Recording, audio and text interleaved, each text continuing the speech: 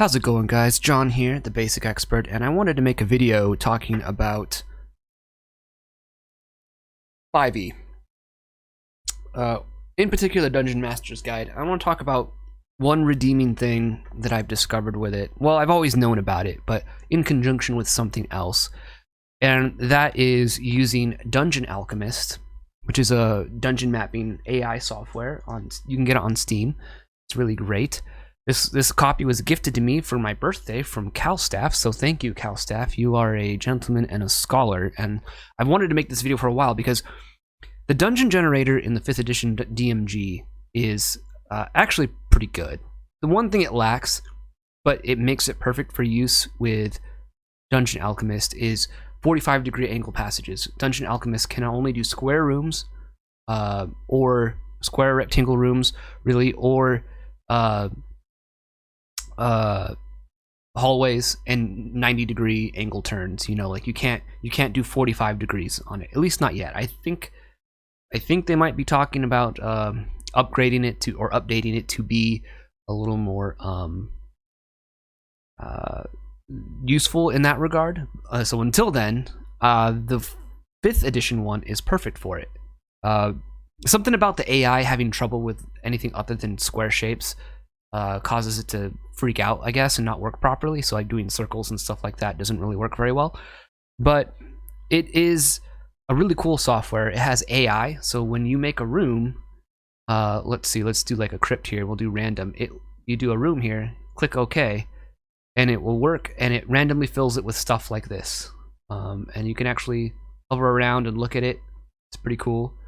Get a top view of what it will look like, and when you export it, you can do export.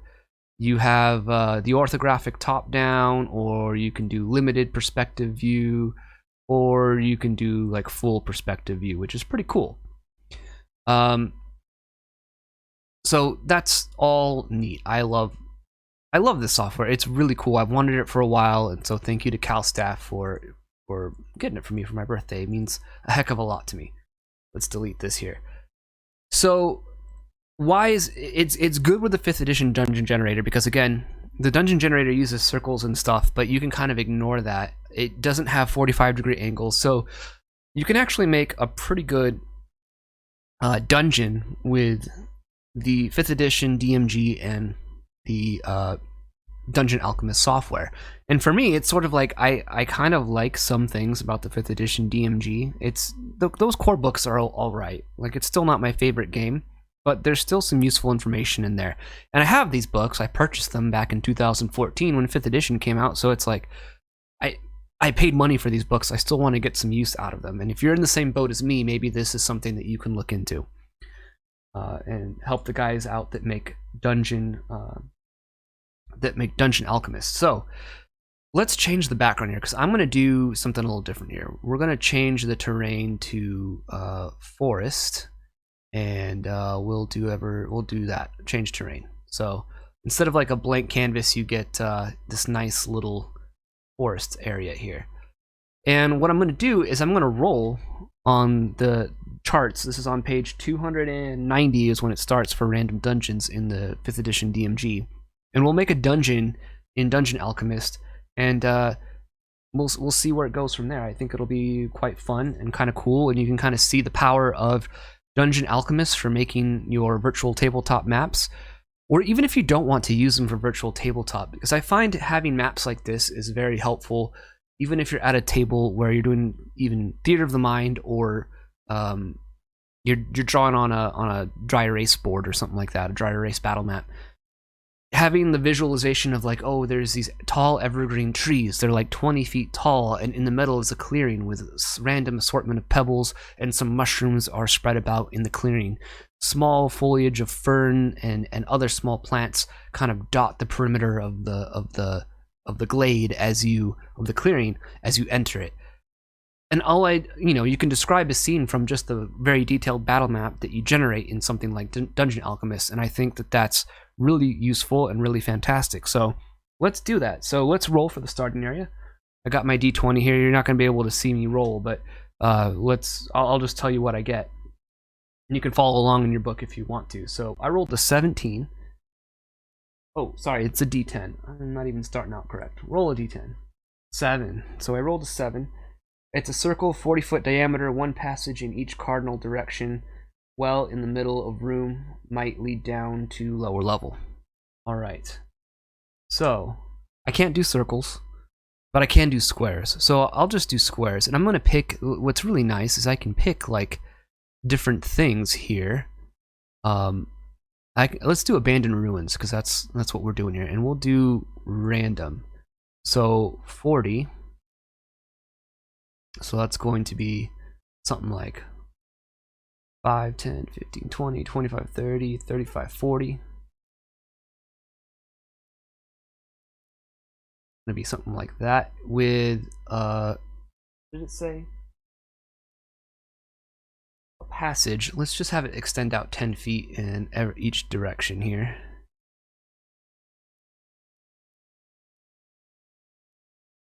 And then we just tell it to go and see what it generates. Looks like a shack. So let's. I don't like that look. So we can actually recycle it here. Go like this. I don't like any of that. Let's see. Let's go with let's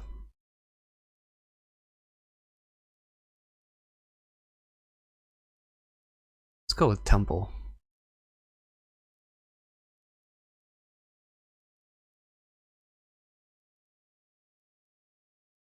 That's a little better. I like that a little bit more. Cool. Let's go to the walls here. I want to change the walls. The nice thing is you can change walls because you can see it still has the old like crappy wooden exterior there, and I don't want that. So we can go to the walls here and let's see, what walls are we using? It looks like broken temple.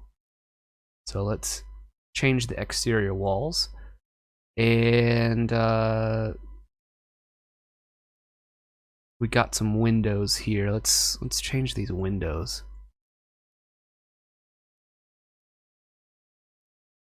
I don't like those windows.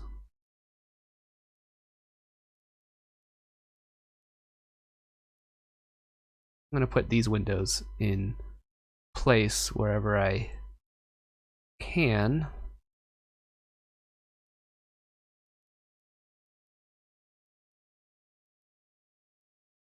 Put them where they were there, like that. Cool. And there's supposed to be a well in the center, so we gotta make room for a well here in the center of this thing. And these pillars are kind of in a weird spot. This is the thing about the AI, it's not like perfect. So let's maybe move that there, that there, that there, and that there. Let's just get rid of these ones. That. And we'll get rid of that. So let's find structural, I think. Hole pits. Well, there's a well. There's supposed to be a well.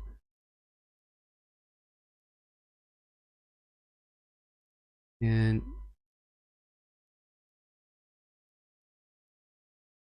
oh, right there is good.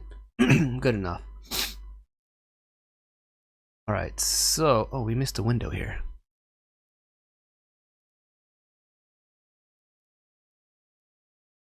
So what's nice about this is like I could have it be the dark parchment paper out here, but I could also have it be the exterior. So it's sort of like there's these ruins here and the players can maybe in the battle can actually come out.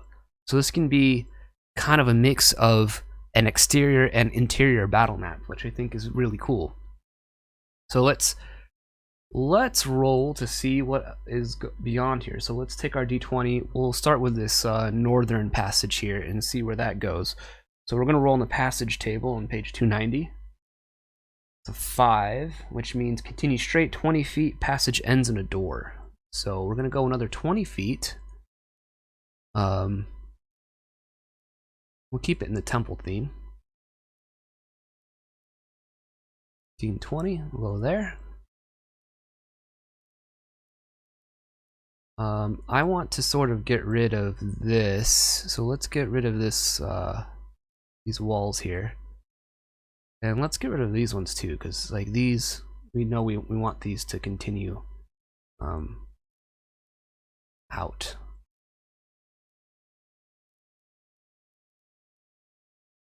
And we'll get rid of this one.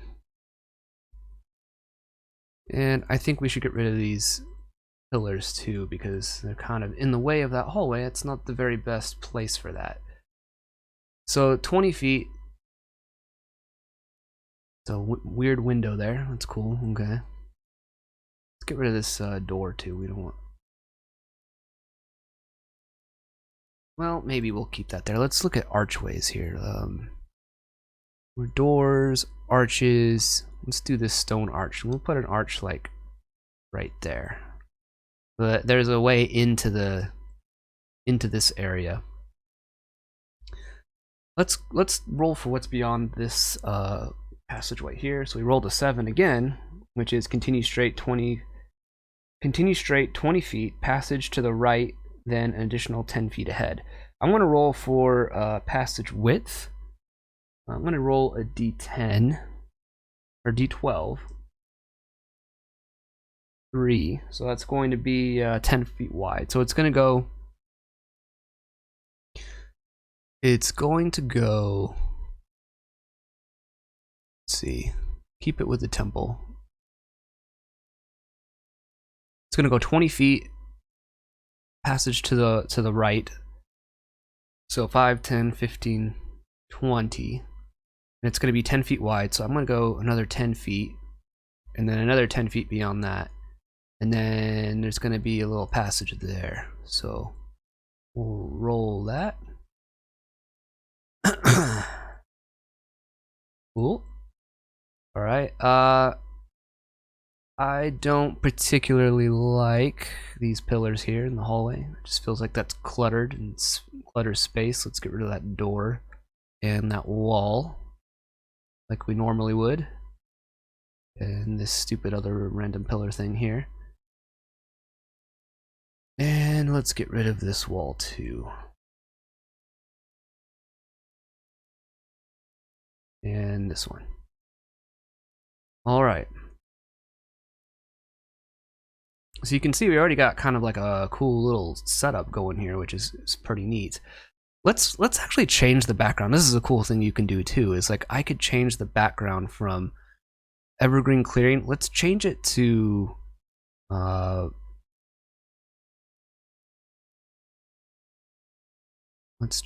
jungle.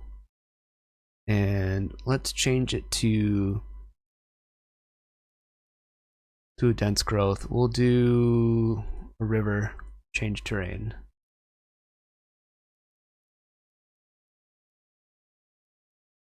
And I froze. So much vegetation. All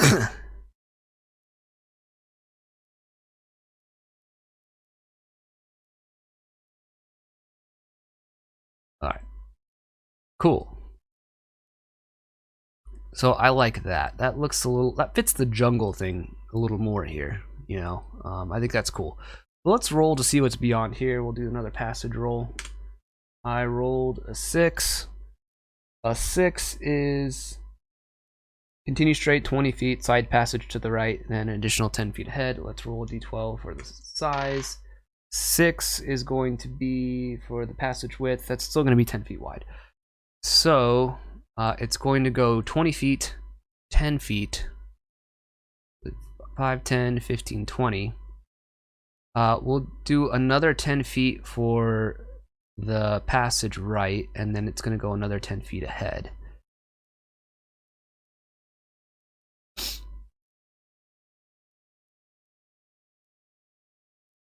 And maybe I'll keep that there just for the sake of like funneling players through that, you know. Might be kind of fun.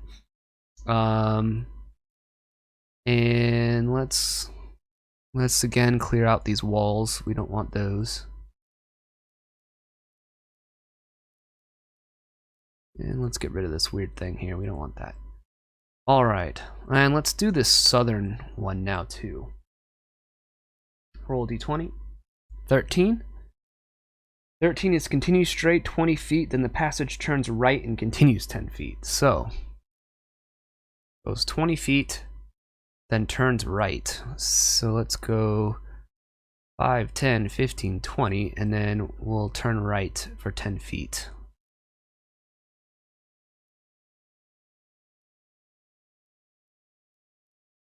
And look, it just automatically adds these like water areas here, which is really cool. I like that a lot. So that's neat. Got a little destroyed thing there. I'm gonna keep that there like that. That looks cool. Let's get rid of these walls. And look, we got a little hill there. So what next?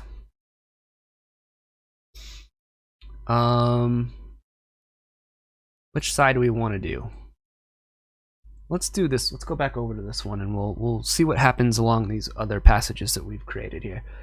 So let's go with this one going to the west here, and that's a 20.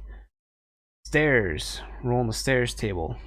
They are going to be stairs 7 down 1 level to a passage. I'm not going to worry about down 1 level, but let's just look at what stair options we have here. So stairs down.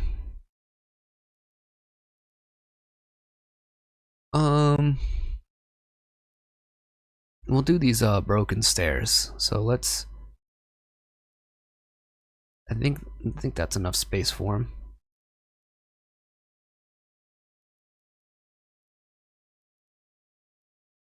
Let's get rid of these walls.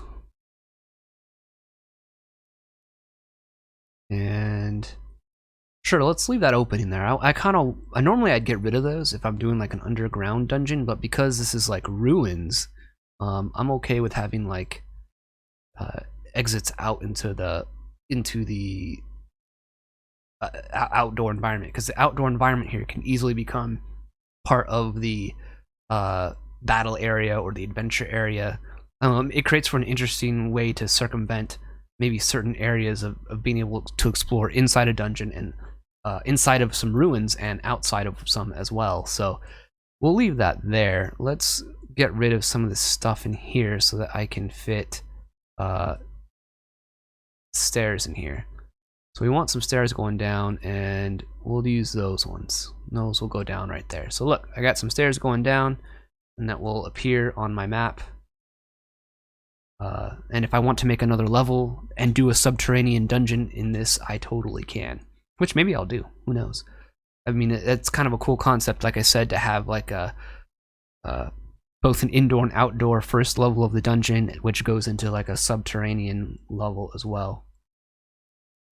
So let's see what goes on beyond this one here. 2. Continue straight 30 feet, no doors or side passage. So 30 feet straight ahead. 5, 10, 15, 20, 25, 30. Okay, that's cool.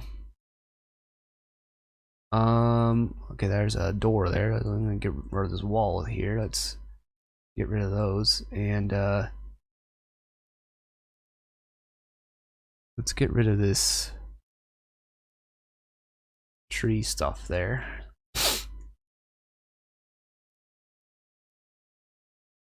And we'll get rid of that. All right. Let's continue with that one. I'm curious to see what happens with that. 12. Continue straight 20 feet, then passage turns left and continues 10 feet.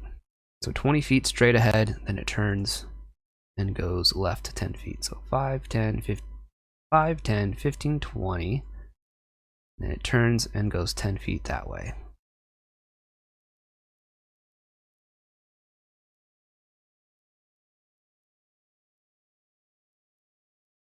All right. And let's get rid of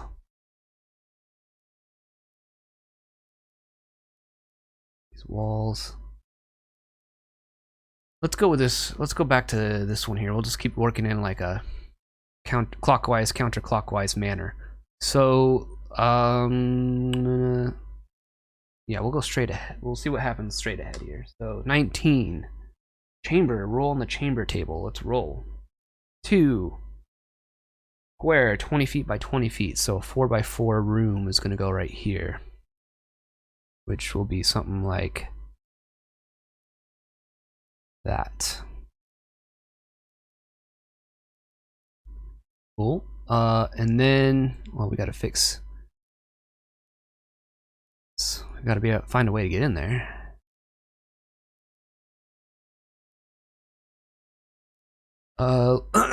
Let's see. I don't think I want this there. Just want a normal wall. And let's look at the number of exits. So we got that was 2, so there's a potential it might not have any exits. So 19 is 4. So I'm just gonna give it 1 in each direction, as far as like an exit. So let's look at what this west one will be. 15. 15 is a corridor 10 feet long. So 5, 10, 15.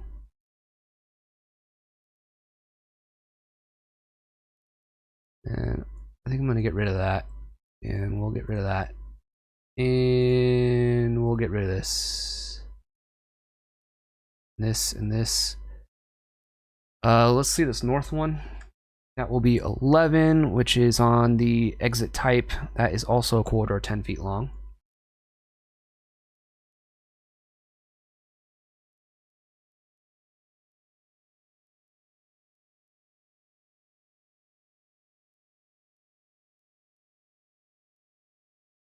Let's get rid of that and get rid of that.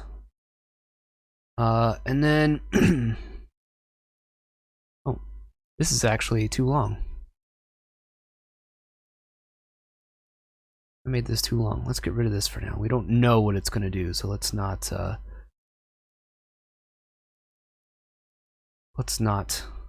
play with too much there. All right, and then this eastern one, 9. 9 is a door, so let's roll on the door table. That's a 6. There's a wooden door. Let's roll to see the width. It's gonna be a double door, so I rolled a 9. Let's go to doors, double. Let's go to ruined doors. Are there any ruined double doors that are wooden? I'm gonna just go with this one.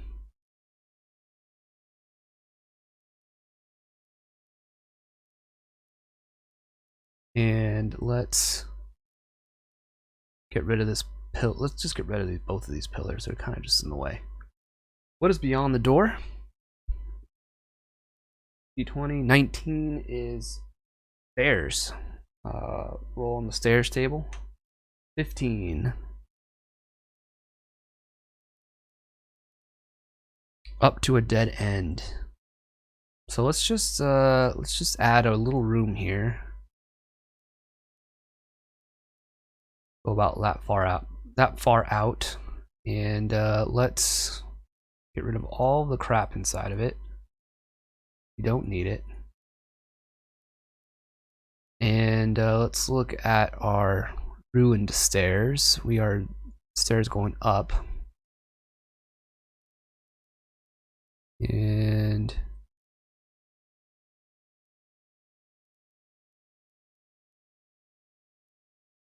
those won't work.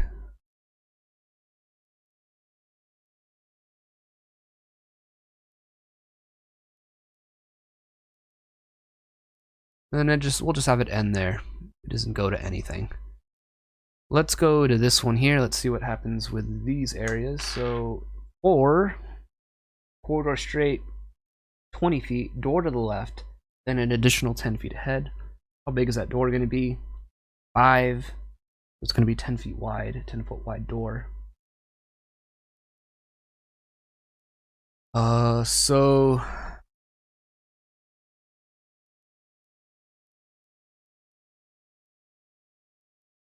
going to be, what was it? Door to the right, I think I said.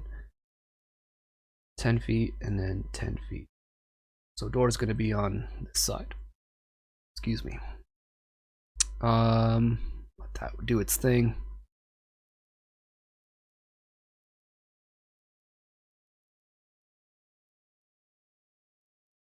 There's a ruined door there. Maybe I'll keep that there. No, actually, let's get rid of it. Don't want that.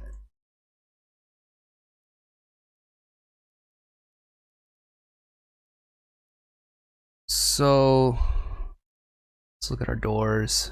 It's a double door. Oh, the ruined temple door. So 10, 20, door to the right. So it's gonna go here. Or actually, it's gonna go there. It goes to the right, and then it's 10 feet further ahead. And let's get rid of these walls because it's going to continue this way. So you can see just how cool and like this is gonna be a cool map. Like for your virtual tabletop, like this will be really neat to have like this little temple complex here with all these water and like exterior areas where players can explore. Have encounters out in this area here. I almost pointed on my screen and like you can't see that. Have some encounters maybe out here and in here, like if they venture out there. But then you can also have battle encounters inside. Maybe monsters inside could see them or hear them coming and come out and get them. Just makes for a cool dynamic, I guess, in my opinion. I've never done an encounter like that, which I'm excited to maybe use this map for something such as that. Let's do this southern one here. 16. That is going to be a chamber. Let's roll in the chamber. That's a 6 square, and it is 40 feet by 40 feet. So it's going to be 8 by 8 coming off of this here. So 8 by 8.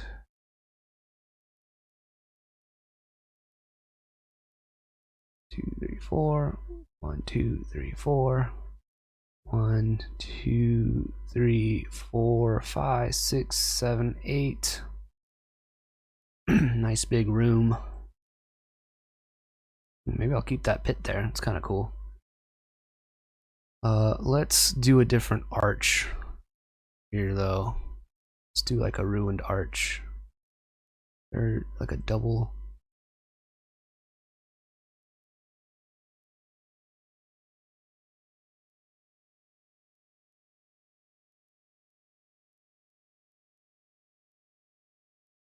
Maybe do double like that. That's kind of cool.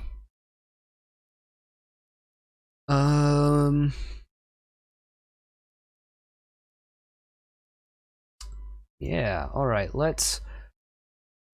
I'm gonna do something here just to show you kind of how cool this is too. So and then I think I'm gonna pause the video, pause the recording, and I'm just gonna keep making the map, just doing the same process as I've done, because you kind of get the gist of it. I think it'd be boring to sit here and watch me do this any longer.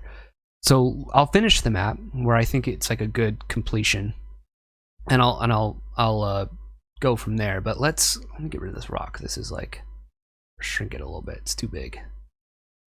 Let me show you some cool stuff you can do. So we got some ruins here, and like for the exterior stuff, like I can throw some of these things out here, and like, so now it looks a little more like the ruins are blending into the exterior part, I guess, you know, which is kind of cool.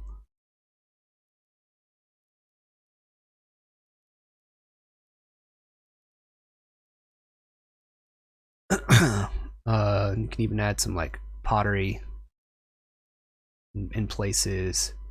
Maybe there's some pottery out here. You can add smashed pottery.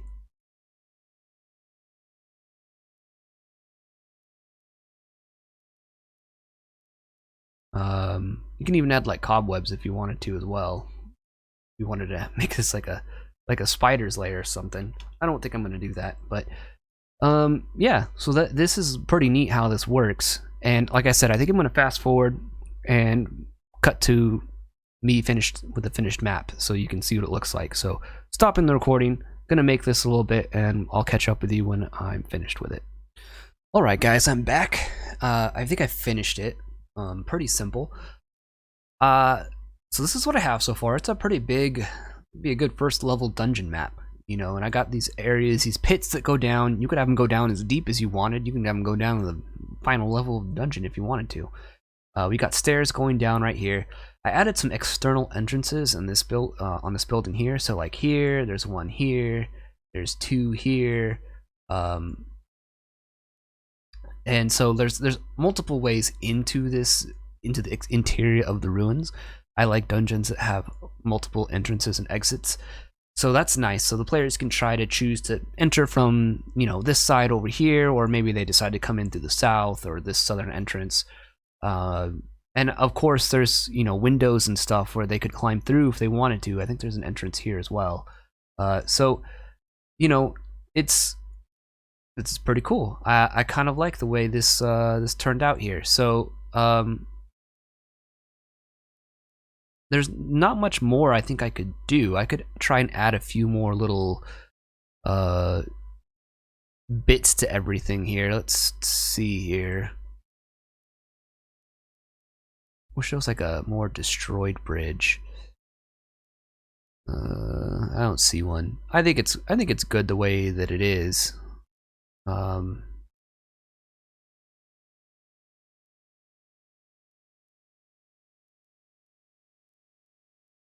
You add a log here. Have that going across that. But yeah, I kind of I like the way it's turned out. I'm gonna make some random trees bigger, I think, just for the sake of making it look more jungle-like. And I added some trees in the inside of the dungeon, of the ruins, so that it feels more like the jungle is like reclaiming the ruins. You know, like these are ancient and old, and the trees and the forest and everything is taking them back. So I just want to have some varying trees, more variant tree sizes here to make it look more maybe prehistoric, I guess. I have an area in my homebrew setting that's like I haven't had a chance to explore with my players yet, and I'd love for them to get there at some point where they're exploring like hot jungles that are totally untamed and unexplored, and finding like ancient ruins, kind of like Pool of the Black Ones by Conan, or something like by Robert E. Howard, or Conan the Barbarian. You know, some kind of story like that. So I think that'd be fun. This might be a good map for something like that. So I think I'm going to call this map done. You can kind of see the power of this software. It's really cool. I kind of do a mix of like letting the dice decide how the layout is going to be and where stuff is going to go. But the AI of it kind of makes some cool stuff. Like I didn't add any of these pits. Like the AI just put the pits in there. It just fills these rooms with all this stuff, and you can oops. Let's see here. You can choose to go with that if you want. You don't even really need it. Like you could just like make a room, make a hallway, and then just let it like generate everything and see what you get. But I rather like it. I think it's turned out pretty cool. This will be a fun map. As you can see, I added the water and added more like watery areas, and make it look more marshy. Make the exterior terrain a little more hazardous. So if the players are trying to like traverse this, it's like, oh, now you got to swim through this water. Maybe there's something sketchy in this water. You could at least in this big pool, maybe you can add a monster that lives in here. What kind of monsters live on the exterior? Like, I don't know. When I see a map like this, I just think of all the cool ecology of the dungeon that you could have, and so my mind just starts racing creatively, and it's just cool to have tools like this that allow us to do this. So let's save this. I'm gonna make this a map for my Subscribe Star supporters. I think this is the 23rd map.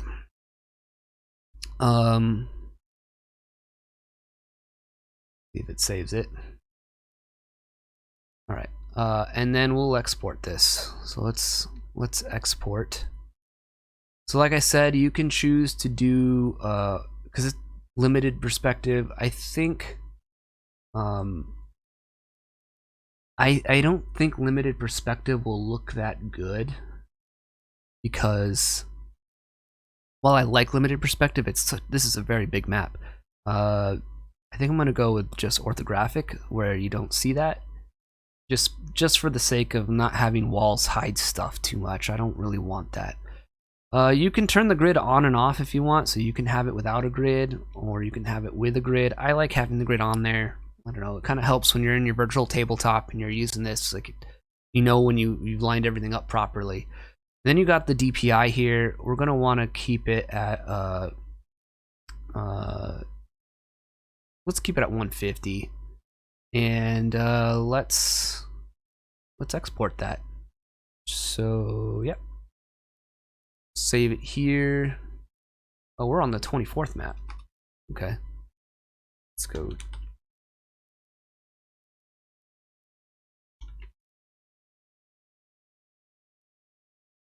So I do a dungeon map a week for my Subscribe-Star supporters. I will make this one free on my Subscribe-Star for everyone else to come and check it out. But usually I make lots of, I don't always make them this way. Sometimes they're like the classic blue style, or a little more cartoony. They're just whatever style I kind of feel like doing them in.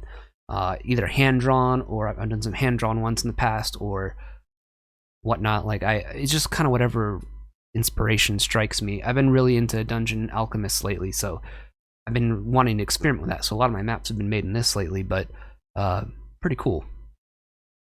You can get this on my Subscribe-Star. Link to that specific map will be in the video description. But let's save it. And we'll call it done. Close this. So that's done. We're done. You can see this is really cool. And I haven't experimented with a lot of the other export options. So you have, you can export for Foundry, and like what I use, and I don't really I don't really know how it works. I need to experiment with that, but you can do that, or Roll20. I think it'll add like the lights and stuff. Oh, and that's another thing I forgot to show you all. You can change like the time of day. You can make it evening. You can make it nighttime. You can make it sun going down, and then you can actually even change the colors to be kind of spooky. However it is you want it to look, you can make it look like that. So, which is neat.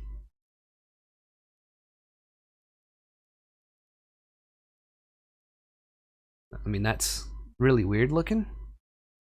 You can change the sun and all that stuff. So I usually keep it on this one.